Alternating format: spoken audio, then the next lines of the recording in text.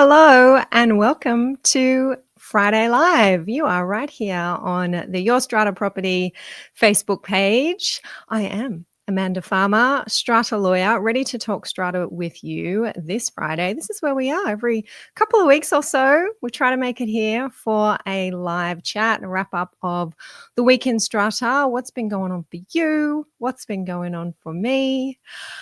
We're also heading out to LinkedIn. Hello to all our LinkedIners and our YouTubers as well. If you're here live, it's great to have you here with me. You're already coming in.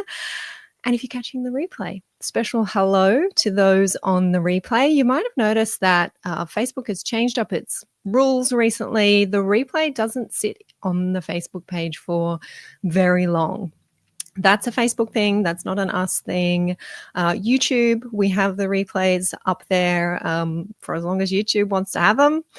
LinkedIn, they are there. And certainly in our member video library, we always have our live replays.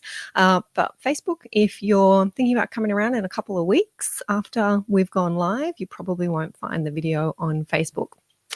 Just the way it is with Facebook at the moment.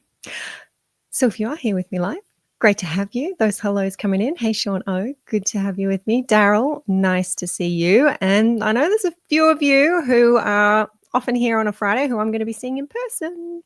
Yay, next Thursday at our Sydney VIP day. So excited. Been doing lots of preparations here in the background for that day for you. So can't wait to see you guys there very, very soon. Hope you had a good day, good week. I have been head down in client work. I'm reading a book. I'm actually partway through it. I'm going to mess up the title. No, I'm not. It's called The Long Game by Dory Clark. And in it, she talks about heads down time and heads up time. And it really resonated with me when I read this part of the book. Sometimes as business owners, we have to have heads up time where we might be doing some business development, where we might be doing some PR and some media and some marketing. And then we have heads down time. And heads down time is sitting at the desk, grinding out the work, doing the client work. If you're a lawyer, you're doing the billable hours, you're sending the emails.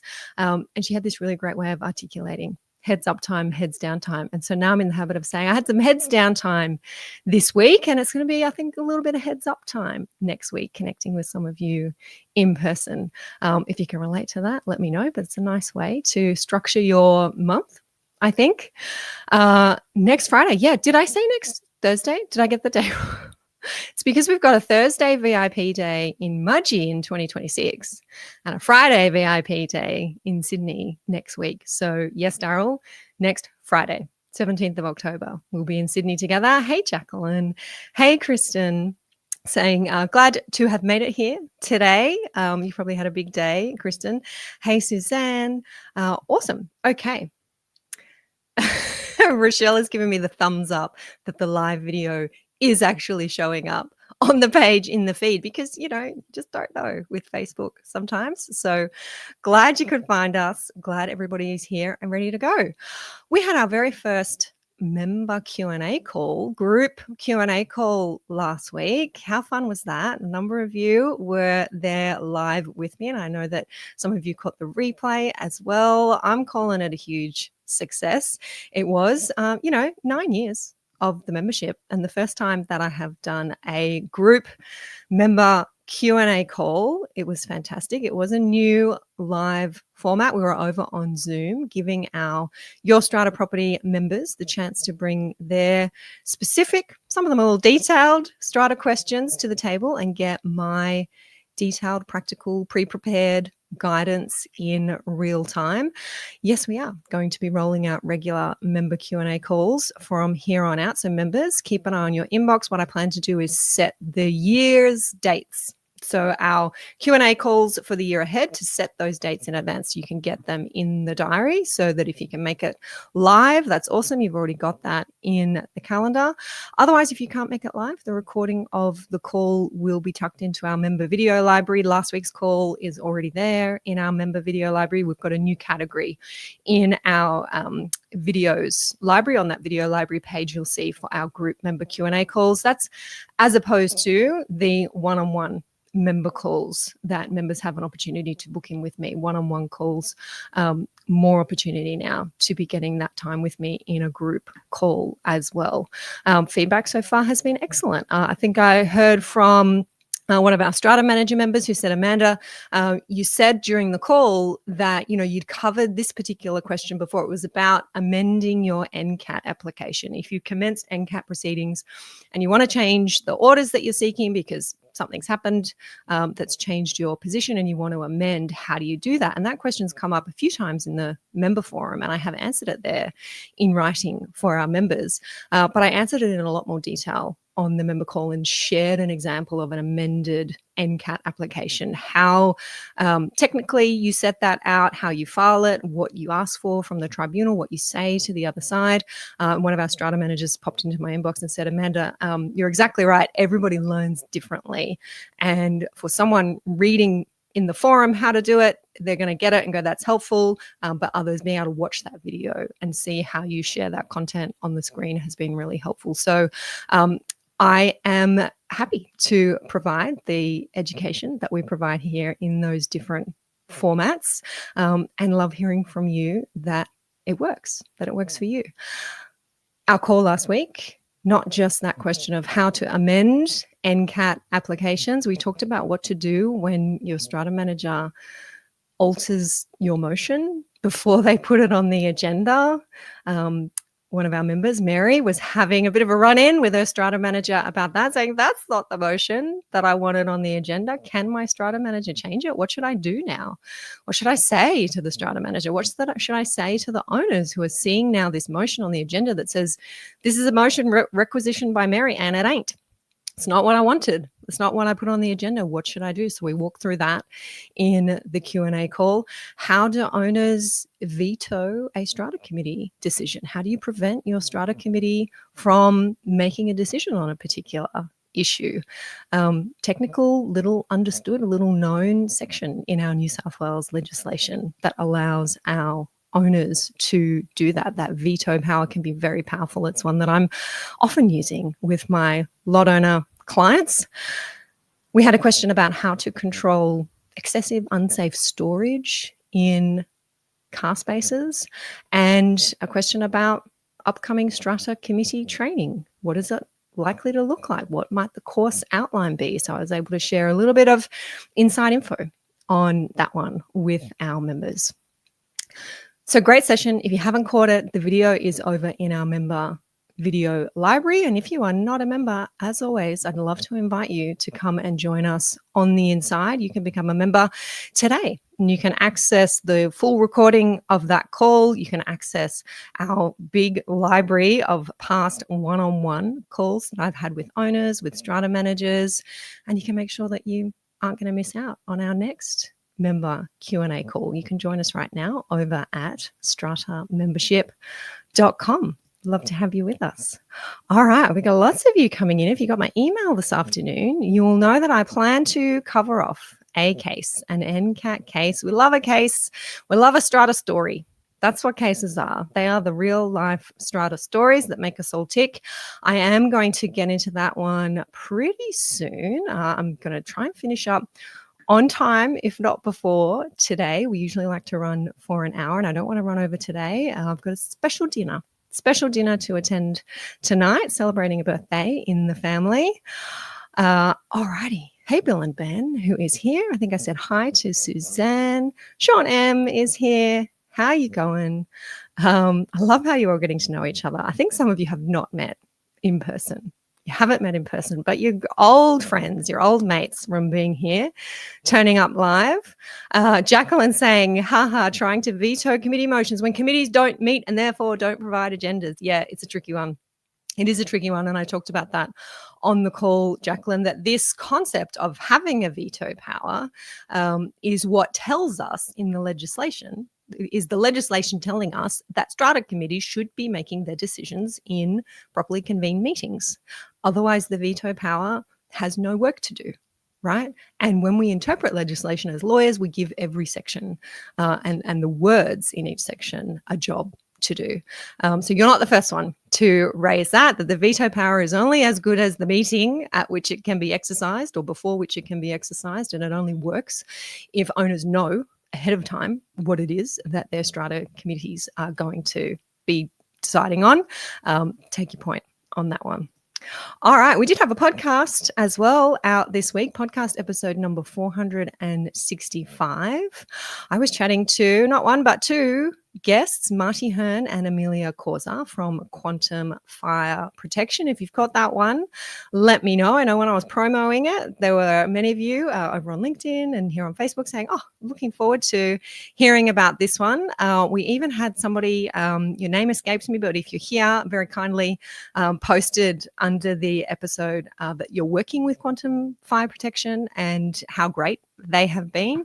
Always good for me to hear how, if you are working with a particular service provider and you are loving the service that you're getting, please do let me know, because I do get asked for recommendations all the time, mostly strata managers. I have to say, I'm asked, Amanda, which strata manager do you recommend? And I don't often hear from you guys. You don't often tell me when you love your strata manager. So if you love your strata manager, please do let me know so that I can be sharing that good work and that good news. Or if your service provider is doing a great job, let me know who they are. In the chat, we were talking about older buildings, and Amelia and Marty explaining how older buildings often do lack those modern fire safety protections. Some are not required to have annual fire safety statements, and we talked a little bit about why that's the case. And Quantum Fire Protection focused on encouraging those older buildings to undergo voluntary upgrades to protect not only their building assets, but the lives of those who are in their building. We talked a little bit about upcoming changes to Australian Standard 1851 and how that's being incorporated into legislation that I believe is about to start early next year. And I think that does mean we're going to be going through another round of frustrating fire inspection results. I'm going to say, you'll hear me say this in the episode. I sit on a committee. I know what it's like to send your fire guy, your fire expert in 1 year, and they tick everything off and say, yeah, it's all compliant, it's all good. And then the next year they come back and say, no, this is not compliant. You need to make these changes, these upgrades, and this is what it's going to cost you. And often that is to do with these changing standards, standards becoming more difficult to comply with or more heavily enforced. And I think that's the case. We heard from Marty on the podcast that Australian Standard 1851 has always been there. It's now the fact that it's going to start to be enforced that may be making some buildings have to attend to items that they haven't previously been told to attend to. So we've got a link for you to podcast episode 465. If you haven't caught that one yet, we'll pop it here into the comments. And there is an interesting discussion that is happening over on LinkedIn. I think it might be on Amelia's profile, where Amelia Causa has shared our podcast chat about what types of approvals, I think council approvals, you may need if you are doing voluntary fire upgrades rather than upgrading under a fire order, and questions about which process might be cheaper and easier. Upgrade under a fire order or upgrade voluntarily. You might need a development application, things like that to think about, which we haven't covered off in that short podcast chat. If you have those kinds of questions, if you're a strata manager, if you're a committee member, even if you're a fire expert yourself and you want to have a chat with Marty and Amelia about this and about their point of view on this and how they're doing this with the buildings that they're working with, these voluntary upgrades, I do encourage you to reach out to them directly at Quantum Fire. Amelia and Marty's details in the show notes for that episode, including the email address that they're suggesting you get in touch with them on. Okay. Jacqueline saying, I've tried to explain that, but as the Strata Schemes Management Act doesn't specify how often the committee must meet, who writes these clauses? Yep. Something we've complained about for years, Jacqueline, that there is no express requirement in our legislation that strata committees meet at all, or that they make decisions in meeting. You can interpret that one of two ways: that they don't need to meet to make decisions, or that of course they need to meet to make decisions, and that goes without saying. Jeff saying, g'day, nice to see you, Jeff, great to have you back. Emily, it sounds like can't wait, for the new fire requirements to start hitting us all. Yeah, look, we just hang in there and deal with it as it comes at us. Okay, I said I'd get into our case nice and quickly today. Let's do it now. One thing I'm just checking. Yes, I do. I do have a link for you to the case, and we will get it into our comments here. This is a repair and maintenance case. If you got my email, you would have heard that I'm going to be focusing on a case all about compliance with our New South Wales Section 106 in the Strata Schemes Management Act, the requirement to properly repair and maintain our common property. I love these kinds of cases. And if you've been tuning in for a while, you know that I tend to pull these ones out, covering off the repair and maintenance cases. They are crowd pleasers, I think, because they're very common. They're very common. And I know so many of you are running these cases in the tribunal, often on your own, unrepresented. We've got lots of members inside our online membership community who we're supporting running these cases unrepresented. And it is so, so helpful for you to be aware of these decisions and to read through these decisions if you're involved in one of those cases, even if you're a committee member, if you're an owners corporation or strata manager going through one of these cases. And as I know so many of you do now, because it's very expensive to engage strata lawyers, you are self-representing, you are taking on that responsibility of defending these cases for your owners corporations without legal representation. You really do need to be reading these cases to understand how the tribunal thinks about them, and to use them as a template.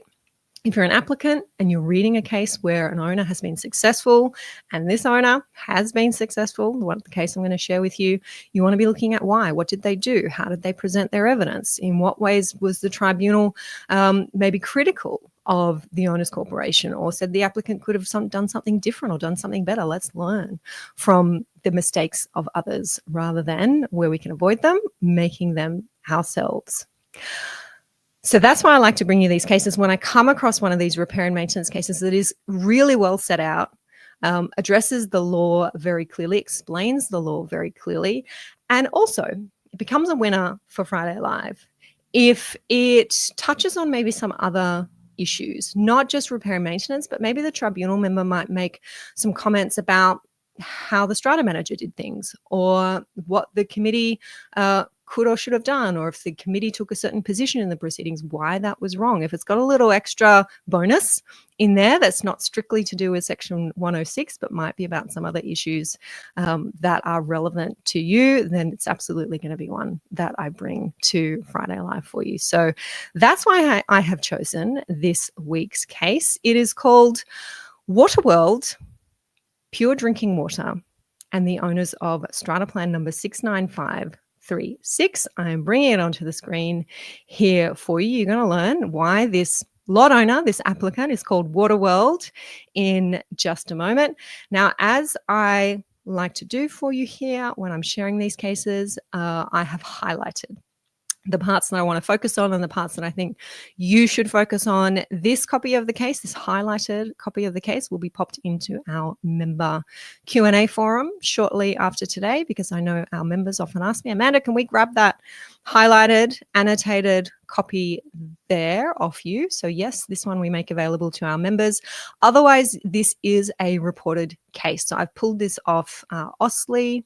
It's a reported case. You too can get access to this. We have the link here for you, and Rach is going to pop that one into the comments here on Facebook, so you can access that one. It was a decision handed down in July. So the hearing was May, decision handed down in July. And the bottom line is that the respondent, the owners corporation, was ordered to pay this lot owner over $81 $100,000 within 14 days. And I'll explain to you why that order was made. I've highlighted up here at the top here that the question of costs was reserved.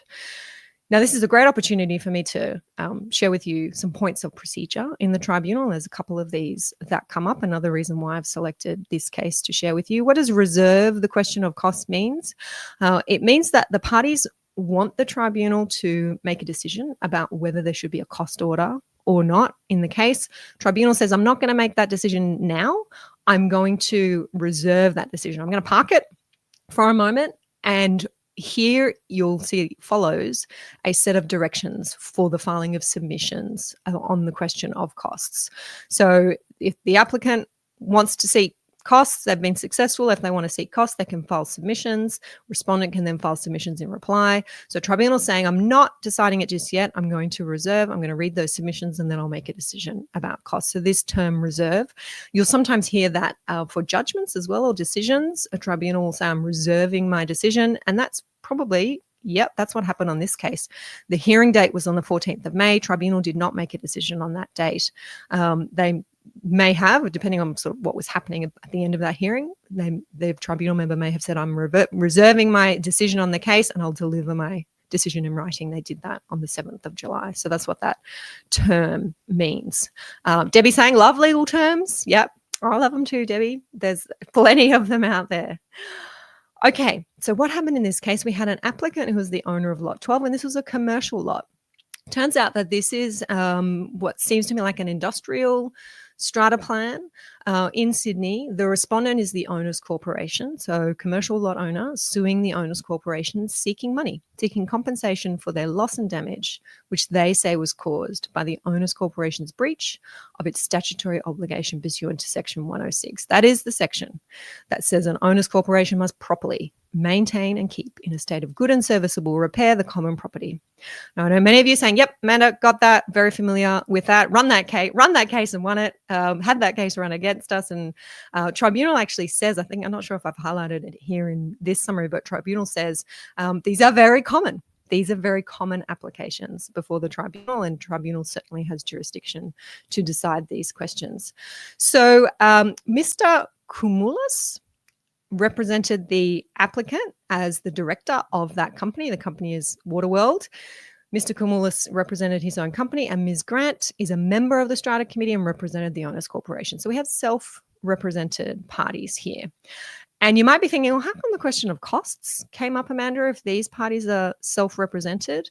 The applicant did have some legal costs, and these are mentioned later in the decision, and tribunal says, I'm not going to talk about legal costs right now.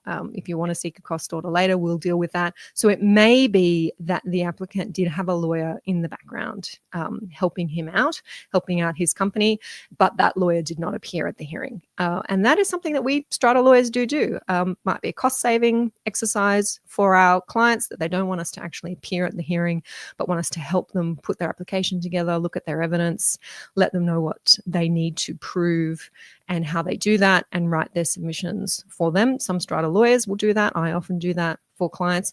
Or it could have been the case that the tribunal did not allow legal representation in this case. So there might have been a lawyer involved early on for the applicant, some costs incurred, and then tribunal said, no, I think you can run this case without legal representation. It's up to the tribunal whether they're going to allow lawyers to appear or not.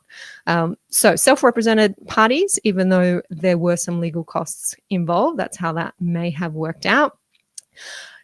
Another procedural point here, and this jumped out to me because we have a member in our forum at the moment asking a similar question about evidence, that whether or not you can submit evidence after the hearing. So in this case, the applicant had not tendered all invoices which were available to it and which were relevant to proving its loss. So you'll see there are a long list of losses that this applicant says they suffered because of the owner's corporation's failure to properly repair and maintain. They didn't have all the invoices with them. at the hearing, and they need those invoices to be able to prove to the tribunal that they've incurred these costs or what the costs are that they're claiming. So the applicant, I don't know if they asked or whether the tribunal suggested this, but the applicant was allowed to submit their invoices later. So here you'll see this word again. The decision is reserved.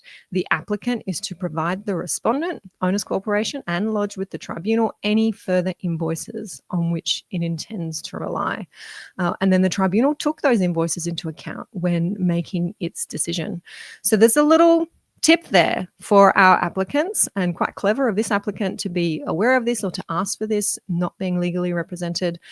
Oops, I forgot to bring that. Oh, I realized that I need that. Yes, I have it. I can send that in within a week. And if you think about the hearing date, I think it was the 7th of May, 21 May. So 14 days later, applicant needs to provide all of these invoices. If you don't ask, you don't get. So you can ask. Ask the tribunal, can I submit that later? And it's going to be up to the other side to object to that. Tribunal will say, okay, well, respondent or owners corporation, opponent, what do you think? Do you have any objection to the applicant submitting this further material after the hearing? Now, in this case, the respondent lodged a document indicating it did not object to the documents being tendered. So that was kind. That was fair of the owners corporation. They didn't object. If you're a respondent who says, no, of course not, applicant should have put on all material that they were directed to put on time. I will be surprised by this material. I haven't seen the material. I don't know what it's going to say. I don't have the opportunity to question the applicant's witnesses on this material because the hearing has come to an end.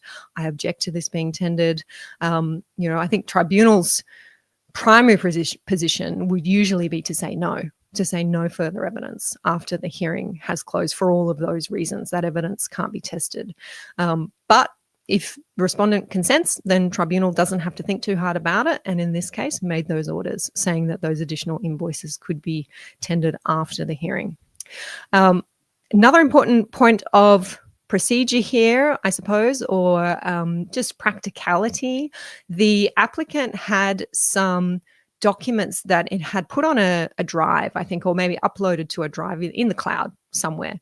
And the applicant had created a QR code, which when scanned, linked to these videos. So there were videos that the applicant wanted to rely on. And the committee member tried to use the QR code and open up those videos, but it prompted her to sign in with a OneDrive account and to provide credentials. So she was understandably concerned about proceeding with that. So during the lunch break at the hearing, the lot owner had to go and put those videos onto a USB stick and give one to the committee member, give one to the tribunal. And that is what we always recommend as lawyers when you're putting your evidence bundle together. More and more common these days is to have videos, especially if you're talking about the impacts of water ingress. And in this case, what you'll see is there were videos of some pretty severe water ingress, really important evidence. We don't want to be directing either the tribunal or our opponent to a link that might not be secure, that they might not be able to access on their computers. You want to be filing that USB stick. The technically minded viewers here might be telling me, Amanda, well, getting a USB stick and putting it into your computer is just as dangerous, or can be just as much of a security issue as sending someone to a link. But that seems to be the way that the tribunal prefers to do things, receive that video evidence on a USB stick. So make sure you arrange that when you're filing your material. We just put the stick in a plastic sleeve, pop it into the folder, and there's that USB stick ready to go, and a copy to the other side as well, and maybe bringing an extra one or two with you to the hearing just in case the registry has lost that particular piece of evidence.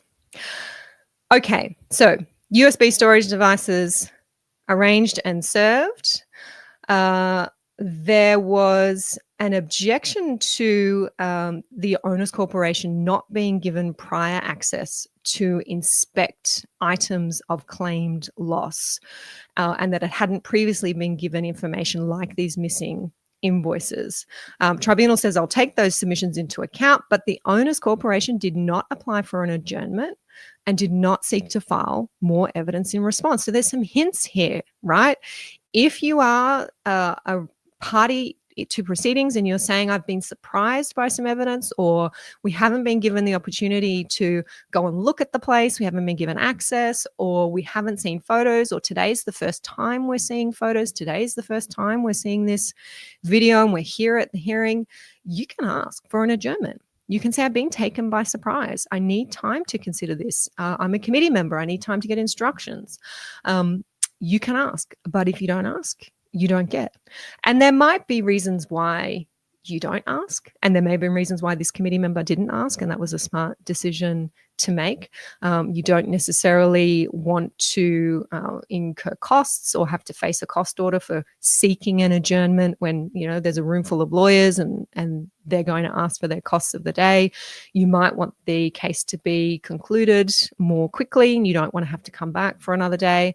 So you've got to sometimes think really quickly on your feet about whether or not you're going to object to new evidence, and bear in mind that if you are objecting to that new evidence, you might have to be prepared to wear an adjournment. So tribunal will sometimes say, well, I'll let it in, and if I'm going to let it in, then we're going to you're going to make an application for an adjournment, so we're going to have to delay everything, or I won't let it in. And that's something that if you're somebody who wants your evidence to be submitted, your fresh evidence to be submitted, you might have to be prepared for the other side to seek that adjournment and for there to be delays. And you might decide that that's not worth it. You're better off drop that claim for $200. I don't have the invoice today. I'm going to drop that claim for $200 so that I don't otherwise trigger an adjournment, which could cost me a couple of $1,000s while I continue to wait for my place to get fixed.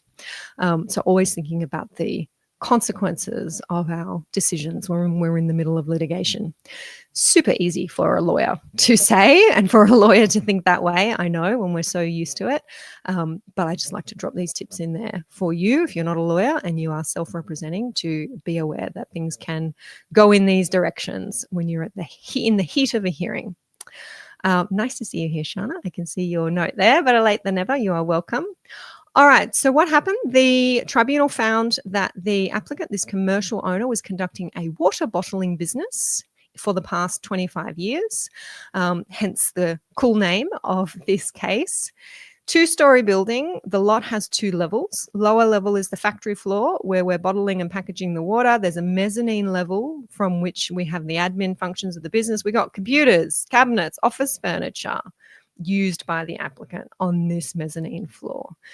And you might have heard me say or read in my email this afternoon that this is a case about water penetration.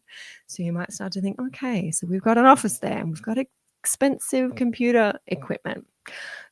Keep that one in your mind. The Owners Corporation has replaced the roof on some, but not all of the buildings in the scheme. So there's a few buildings here. I'm kind of imagining factory units here. And they've done some, but not all, because of their financial constraints. How often do we hear that? I read an affidavit today from a committee member in an owners corporation defending a claim by one of my clients. And they said, we didn't do it because we couldn't afford it. We didn't engage the plumber because we couldn't pay their bill, because we were waiting on that quarter's levies to come in. What you'll see here is it's not good enough. That is not a good enough excuse. That we don't have the money to do it is not a reason to avoid. You're not going to be able to avoid your strict legal duty to properly repair and maintain common property. But that was this owners corporation's excuse. In this case, right back in November 2020, there was a water penetration event, water entering the lot. 2022, there was correspondence between the lot owner and the strata manager in relation to work on the roof.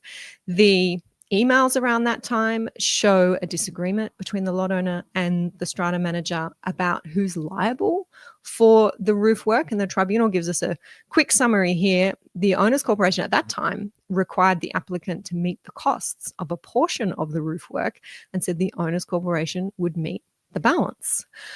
Again, this is something that I see come up in these repair and maintenance cases. Are we really responsible? Is there something the applicant has done or the lot owner has done or not done that has actually caused the problem and caused their loss? And shouldn't they be responsible for some of that? And you can see in this case, I think this is part of the reason why, first water ingress event was 2020. It's now 2025. Why this dragged out for so long? I think this, as well as the financial constraints, this is part of the heart of the dispute. The work included the installation of a box gutter, so work that needed to be done to fix the roof, installation of a box gutter, as well as flashings and penetrations around a wind turbine and air conditioning unit that the applicant had installed on common property. Owners Corporation saying that the applicant should pay for certain work. The applicant said the issues concerning the wind turbine were not the cause of any water penetration. Now, we're going to come back to that, because this question of, well, there's an air conditioning unit installed here. Owners, they get approval to install their air conditioning units. Aren't they responsible for everything that then flows from that, figuratively speaking? And if the penetrations from the air conditioning unit pipes, wires, cables have then caused some damage to the common property and some water ingress, shouldn't the owner be responsible for that? The tribunal has a little look at that in this case and makes some findings about that. And there's a word of warning in there for our owners corporations. So we'll come back to that. But during 2022, lot owner said to the strata manager on a number of occasions its furniture and fixtures were being damaged due to water ingress into the lot from the box gutter area. And this notifying of the damage that's occurring, sending emails, sending photos saying, hey, this is what, down here, my new office furniture beneath the box gutter and flooring is bloated and decayed from the water damage. This becomes really relevant to the tribunal, saying these losses that the owner suffered, this damage to their furniture, the costs of replacing their flooring, the costs of replacing their furniture, it was all reasonably foreseeable by the owners corporation. Because what you'll see is the water ingress events just kept happening. This damage just kept happening. And tribunal said owners corporation was on notice of this. Lot owner wrote to them and said, this is my furniture that's getting damaged. These are specific items that are getting damaged. It was all reasonably foreseeable. And in New South Wales, if we're going to allow lot owners to claim these types of damages from owners corporations, they have to be reasonably foreseeable losses. So a tip there for our owners: make sure you're recording these things, make sure you're communicating with the strata manager, with the owners corporation, with the committee, to be saying this is what's happening, this is what's being damaged, here are the photos and the videos. So we move on to 2022-23. Roof work was not undertaken by the owners corporation, and in Feb 2023, water comes through again into lot 12 through the common property. There's a video of this. The lot owner sends an email saying this is what's happening. My office floors are in a ruin. If we keep heading down, there's a few back and forth emails between the strata manager and the lot owner. Still nothing happens. We've got a new roof over lot 10, but no new roof over lot 12. So we're still not dealing with lot 12 and this water penetration. A year passes.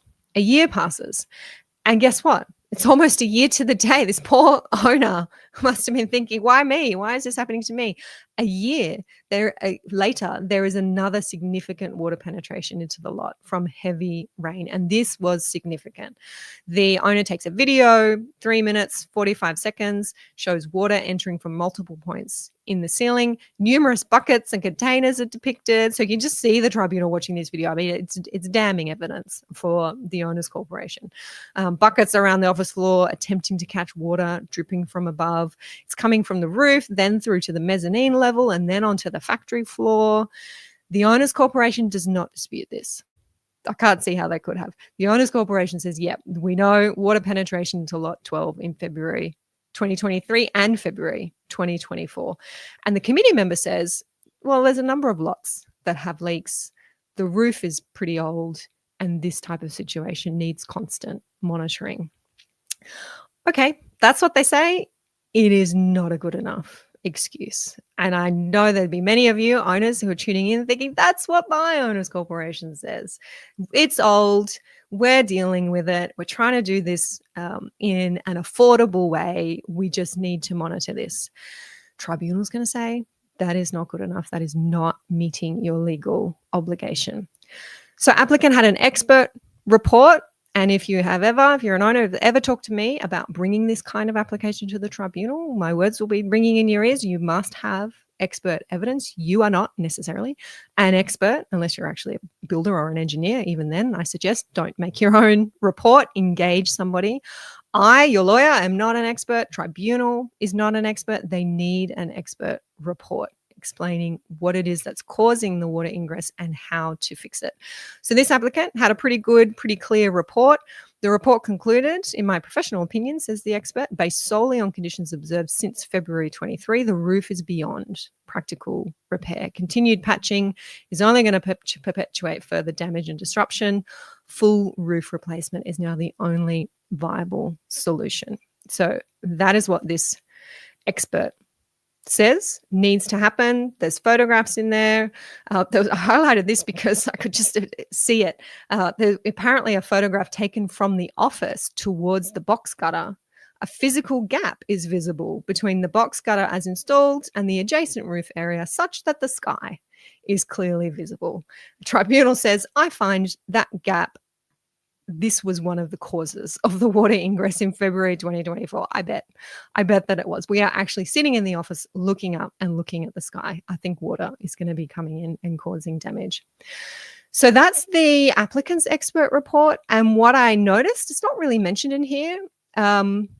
Could be wrong, but what I noticed is the tribunal doesn't mention any expert report from the owners corporation. So I assume in this case, it's likely that the owners corporation just said, yep, you're right. We can see the sky. The roof needs to be fixed. We're not going to dispute that. So tribunal goes on to look at the law. And here's another reason why I was reading this case and I was just rubbing my hands together going, oh, this is going to be so great for Friday Live, because here in paragraph 41, tribunal sets out a really neat summary of the principles that relate to the obligation of an owners corporation to properly repair and maintain common property. And these principles are drawn from a case of Gittins, 2022 appeal panel case. And you can see when you go to the Osley version of this, you'll be able to click through and then get the Gittins case as well. Really lovely summary. And I pulled one of these out last year when I was teaching the CPD topic on repair and maintenance to really explain how this Section 106 duty works and what it means. It is a strict duty. So you can see I don't make this stuff up. It is here in the cases. It is a duty to keep the common property in order by acts of maintenance before it falls out of condition. All right. So you've got to be proactive here. You've got to be preventative. Take preventative measures to ensure that there is not a malfunction. As soon as something in the common property is no longer operating effectively or at all, it has fallen into disrepair, there has been a breach. So this is the principle that I rely on when I have sometimes strata managers who say to my clients, lot owners, well, we weren't negligent. Owners Corporation wasn't negligent. They didn't know that the pipe was going to explode in the wall. How would they have known that? They weren't negligent. So they're not responsible for your damages. That ain't how it works. It's not how Section 106 works. And these are the cases that tell us this is not how Section 106 works. As soon as it happens, as soon as that pipe has burst, as soon as that pipe is not operating effectively, there is a breach of Section 106. As soon as there's a breach of Section 106, the opportunity to claim damages flows. Okay, so there's not a question of negligence or whether you've been whether you have acted in the best interest of the owners corporation or whether you're on notice. It is the owners corporation essentially acting as an insurer. If that event happens, then the owners corporation is going to be responsible if it's common property that has exploded, that has fallen into disrepair, that is no longer operating. And I'll just skip to renewal or replacement of common property under Section 106 is limited by a concept of reasonable necessity. So an owners corporation, we have later cases about this, an owners corporation is entitled to do what is reasonable, what it thinks is reasonable, doesn't have to go above and beyond, doesn't have to provide the gold service, gold standard. It can decide how it deals with its common property, and it's limited by a concept of reasonable necessity. Okay, so tribunal helpfully gives us that summary. If you are an applicant in a Section 106 breach, and you are claiming that 106 has been breached, you might want to go and have a look at these paragraphs from the Gittins case and point to where you say the owners corporation has not done these things, has failed to meet its Section 106 duty. Tribunal says, I find that the reason for the water penetration was because Owners Corporation did not properly maintain and keep in a state of good and serviceable repair the roof structure. The repairs that were done were inadequate and unsatisfactory. There was an excessive reliance on silicone. How often do we see that in strata? We love our silicone in strata. We just don't want that to be excessive. The silicone is not going to help close up that gap where we can see the sky. The Owners Corporation did not properly maintain and keep in a state of good and serviceable repair the roof structure. So tribunal's job is to say, yes, there has been a breach here of Section 106. I can find that. In this case, that's pretty clear. Tribunal addresses the Owners Corporation's defense here, or what I think might have been its only defense. Applicant contributed, said the Owners Corporation, to some of this. So Owners Corporation said that there was a manhole to the roof and the applicant could get access to the roof, and the Owners Corporation didn't know what was going on up there. The submission was that some of the roof damage causing the water penetration might be due to unqualified foot traffic on the roof at the applicant's direction, and that this caused damage to the roof. So Owners Corporation, that was what they said in their defense. But there was no evidence of this, no cogent, says the tribunal, no cogent evidence of the extent of this access. And I'm not satisfied, says the tribunal, that the Owners Corporation has established this was a cause. So aside from what sounds like maybe just a statement, well, applicant had a manhole and they could have got up there and they could have walked on there and they could have damaged it. Tribunal says that's not evidence. That's not evidence. I need more than that to prove that the applicant's done something up there that caused this damage. I'm just seeing Jacqueline saying where to find the links to these cases. So we have posted a link. I think you're on Facebook, Jacqueline. Yeah, we have posted a link earlier in the comments here. Rach, I'll just get you to post that link again. This is a reported case. You can get this one on Ostley. There it is there for you, Jacqueline, and anyone else looking for that link. And our members have access to this highlighted copy of the case. This one's going in our members Q&A forum. Another issue the Owners Corporation brought to the tribunal's attention was this air conditioning unit. So remember I said that we would come back to that. Air conditioning, electrical wiring through the roof. So the applicant's expert identified that sealing around the air conditioning penetration did permit water penetration, but the evidence does not demonstrate how or why that area of the roof needed to be maintained by the applicant. There was reference to bylaws in the submission, but the bylaws that were shown to the tribunal did not assist either party. So this tells me that the applicant has installed an air conditioning unit. Applicant's expert admits that part of the work that was done to install the air conditioning unit penetrated the roof, and this is probably the cause of some of the water penetration. But then this question of who is responsible for that can't be answered because there isn't a clear bylaw that says, well, the applicant is responsible for that. I don't know what the bylaws said, so it's hard for me to say more than that, but it sounds like there was no clear bylaw saying applicant is authorized to install air conditioning unit, applicant is responsible for any damage that may be caused to the common property as a result of the installation of that air conditioning unit. That's the kind of bylaw that you want to have. And to me, that's a standard form bylaw when you're approving those kinds of installations. And this is why, as an owners corporation, you want to have that really clear condition in your approvals for any type of installation addition to the common property by an owner, not just an air conditioning unit, to say if there's damage caused, if your installation has made penetrations that are then going to cause water to penetrate, you are responsible. You need to be super clear about that. Sounds like that wasn't clear in this case, and that's part of the reason why the owners corporation's attempted defense here didn't work, fell flat. So tribunal then, having found there's been a breach of Section 106, it's the owners corporation's fault here. Lot owner, are you entitled to compensation? Are you entitled to damages under Section 106, subsection 5? So the applicant, in order to claim their damages, has to show that the owners corporation breached their duty. We've already established that, and that they then suffered reasonably foreseeable loss as a consequence. Now, at the time that this case was heard, they also had to make sure they commenced their proceedings within 2 years of first becoming aware of their loss. That has since changed, 1st of July, 2025. That has since changed to 6 years. You have 6 years to bring your claim from the time you first became aware of your loss. But in this case, it was 6 years. It was 2 years. And in this case, the applicant was claiming losses from February 23, February 24. So they were within their time limit. They had commenced their proceedings in October 2024 within their 2-year time period. So tribunal says some of the relevant circumstances when we're thinking, what is reasonably foreseeable when we're claiming losses here is we take into account that this is a commercial lot. We're in a strata scheme that's used for commercial purposes.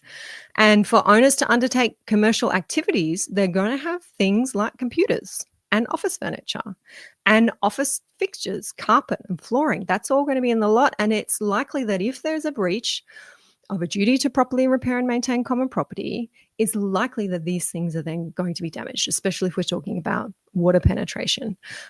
It's not like we had a doggy daycare up there necessarily, and we lost our pet food. I don't know, because that was damaged by water.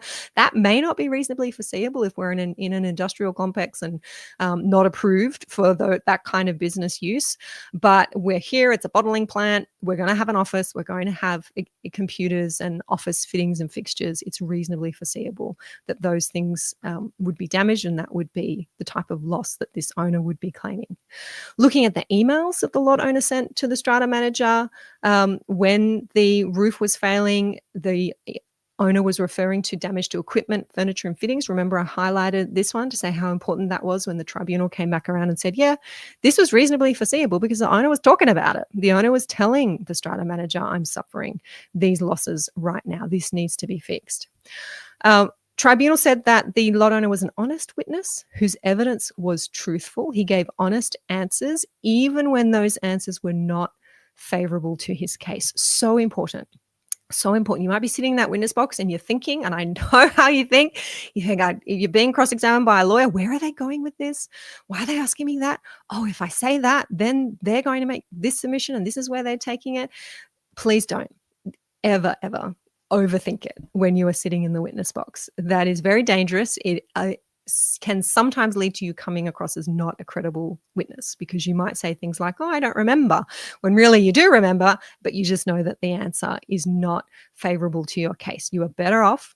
You are legally required to answer truthfully. And you can see how the owner in this case did answer truthfully. And it was then found that he was a more credible witness. And then the other answers that he gave were given weight by the tribunal. So the answers that were not favorable to his case related to the committee member asking, has anyone ever been up on the roof? And the owner said, well, yeah, they have. Not necessarily favorable, but at least answered truthfully. Owners Corporation didn't object to evidence being tendered about damaged items, even though they may not have seen that evidence before. They didn't seek an adjournment. They had the opportunity to do that. In the absence of that objection, the tribunal is going to consider all of that evidence. So this is where the tribunal then goes into, okay, what's being claimed? What amount is being claimed? What is the evidence of that loss? This goes on for quite a few paragraphs, but helpfully, what I'm going to skip to here is a summary of the applicant's losses. I love it when tribunal members do this. A summary of the foreseeable losses that I have found have been caused by the Owners Corporation's breach of its duty. So applicant owner claimed painting after the first water ingress event, replacement of a sofa, computer replacement, data recovery services. So computers were so damaged, we had to get an expert in to try and get everything back up and running again. New floating floor in February 2023, the costs of staff to come in for a week and clean things up. The CCTV system was damaged. There was some work done by the expert to make safe some areas of the property. There was a custom-made cupboard and removal, disposal costs, replacement desk. And look at this. This comes up again. So up here, floating floor and painting right after February 2023. Floating floor was replaced twice. In February 2024. And I think this is a typo here, painting after February 2024 event. So the floors got done twice, the painting got done twice. I mean, you can see why this owner ended up in NCAT so frustrated. And this Owners Corporation really should not have allowed this to happen twice. And look at the additional costs here that they're having to wear now because of not dealing with the problem properly in the first instance.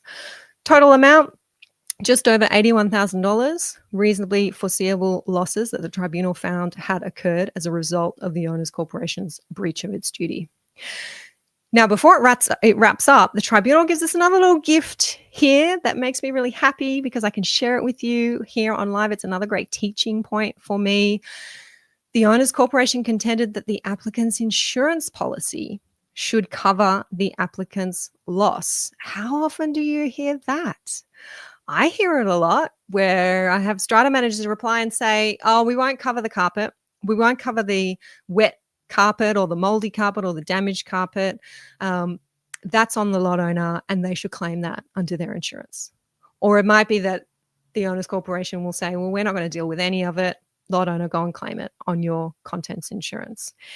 Here, the tribunal very clearly says, as I try to say to our strata managers and committees who try to run that one by me, this argument does not absolve the owners corporation of liability if the loss is otherwise within the scope of Section 106, subsection 5, if the elements are satisfied. So there's been a breach of the Section 106 duty, the loss is reasonably foreseeable, it's the owner who's claiming the loss. If those elements are satisfied, then the owner's corporation's liability for the loss and damage is not avoided just because the lot owner has an insurance policy in place. Why should the lot owner have to claim on their insurance policy? Why should they have to pay their excess? Why should they have to affect their no claim bonus? It is completely irrelevant to the owner's corporation's legal obligation to meet their losses if there's been a breach of duty and those losses are reasonably foreseeable. I'm seeing Daryl say, send this out far and wide to all strata companies. Yeah, because you must be hearing that as well, Daryl. And, you know, maybe I've got strata managers here who in your early days of management, you thought, yeah, I thought that too, because I had a mentor, I had a team leader, I had a boss who told me, oh, it's covered by the lot owner's insurance. They should claim on their insurance. You can see how these myths perpetuate in strata. That is not the law. And I'm so pleased that the tribunal had the opportunity to make that clear in this decision.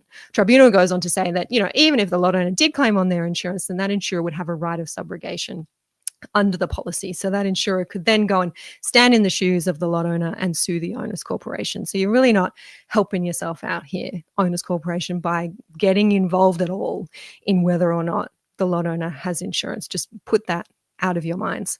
Where I see this come up also is where an owners corporation will say, you know, we're not covered by insurance for that. You know, lot owner will say roof is leaking, caused all these losses, and a committee will say, oh, well, we'll check with our insurer if that's covered. And then they might come back and say, oh, no, sorry, it's not covered. And my client will come to me at that stage and say, what? And I'll say, that is irrelevant. It does not matter whether or not the owners corporation's insurance policy covers this loss. If it does, great for the owners corporation. Owners may not have to put their hands in their pockets, but if it doesn't mean that that lot owner is then on their own and that lot owner then has to pay the costs. All it means is that the owners corporation hasn't got insurance to rely on. All right, so then the tribunal says, I'm going to give the parties an opportunity to make submissions on costs. So we saw that earlier where the decision on costs was reserved and there was a timetable there for costs, and the orders are then repeated here at the end, that $81,000 payable within 14 days. Owners Corporation had financial constraints. Remember, when it came to being able to fix the roof, I wonder if they're going to have those same financial constraints when they have to pay that $80,000 within 14 days. So that was our water bottle case. What a world it was. What a world, pure drinking water. Link to that one here in the comments for you. I hope you agree that there was a lot of juice in there for us as strata lawyers, as strata managers, committee members, owners, lots to learn about there. Sean saying, wow, 14 days. I hope they have it in the bank. Yeah, I hope that they have. That one came out in July. So, you know, sometimes I wonder when I bring these cases, you know, do you recognize this one? Do I have the strata manager who manages this building tuning in? You may not want to publicly put your hand up out yourself here, but if ever you are familiar with a building that I'm showcasing here, for good or for bad on live, feel free to reach out to me and let me know how these things pan out. Yes, Glenn's saying, I see the orders do not include a requirement to replace the roof. Why? Is there a separate action for that? If so, why not include it? I thought the same thing, Glenn.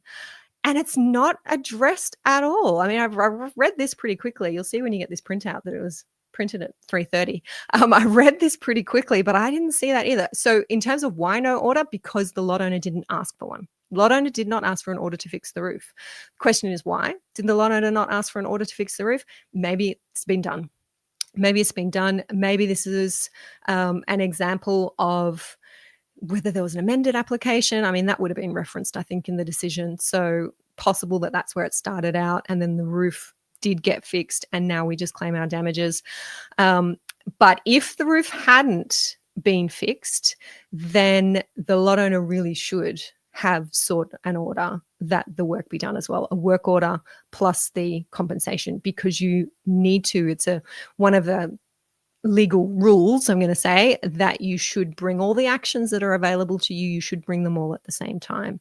If you don't, and if you do split it into a separate action, it may be argued that you are stopped, is the legal term, from doing that. And if you have a clever lawyer, an owners corporation on the other side saying, no, you should have brought this at the time. We were entitled to know everything we had to answer back then. This is all arising from the same facts.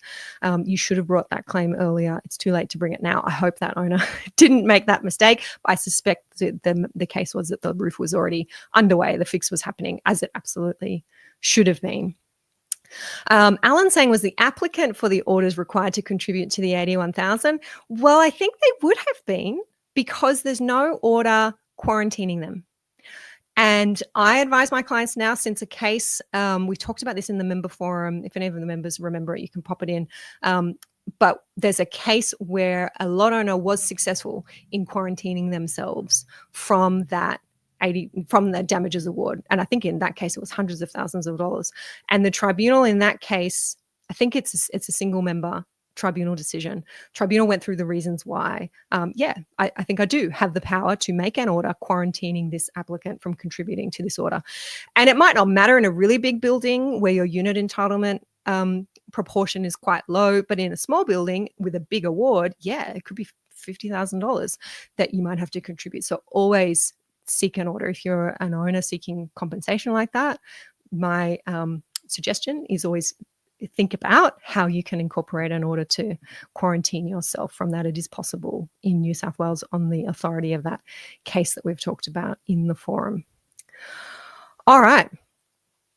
Thank you for joining me for today. I thought I saw a note there, someone saying how awesome, thank you, Bruce, how awesome that was. Great case study, says Jacqueline. I wish my committee was here. Pass it on. Pass it on. This is why I tell you where you can find the replay. So if you come back to Facebook, you think, Amanda talked about this repair and maintenance, that's exactly what I'm going through now, and I want to flick it to my Strata manager. Where is it on Facebook?